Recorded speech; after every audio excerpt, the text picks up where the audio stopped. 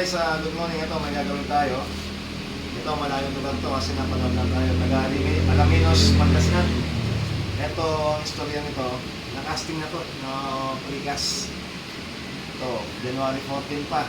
Pero, hindi maganyan ni Sir dahil gawa ng paring buto ni India. Sorry yan. Hindi pa kanya nakalay niyan. I-alay natin yan, hindi siya naka-0-0. Tingnan mo, may bukol pa dito.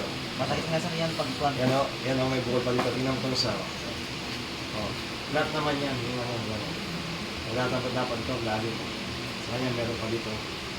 Eh, hindi niya pa maganyan yan. Yan ang ayusin natin ngayon. Pero, nagkalaman na to.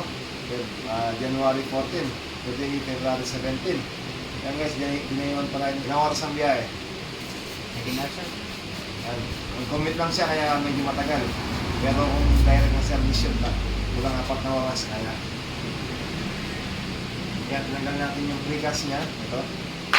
Tigas siya. Papaltan natin ng karton. Pero yan, ay muna natin yan. Yan guys, oh. Alam na lang hindi na balik. Tingnan mo. Line ko.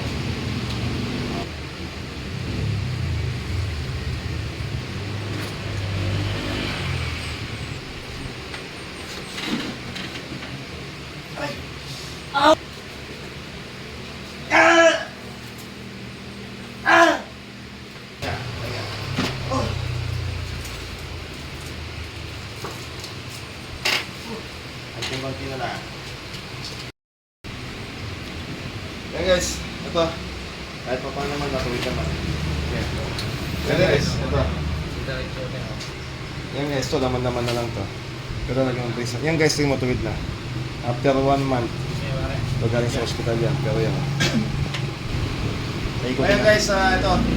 Binago ko yung ano niya. Kasi maluwag, hindi nakapis yung buto ko. I-straight ko niya. Straight, close open. Close open mo na, sige. Higil. Higil na close open. Sige, higil mo na, kaya mo yan eh. Nilugan ko yan eh. Diba? Kasi tumigas kanina yung pan, patakas niya dito. Sige. O ngayon, inopen ko na. O, ganyan mo. Ganyan. O, ganyan mo ulit. Babalik. O, nalagyan mo na. Tapos ganyan mo. Kasi mo. O, yan guys, okay na. Yan guys, Pangasinan. At least nag-diretso natin. Pero ipapakita ko sa inyo, update ko kayo mga Sabado, bubuksan ko ito nangyari. Okay guys, salamat.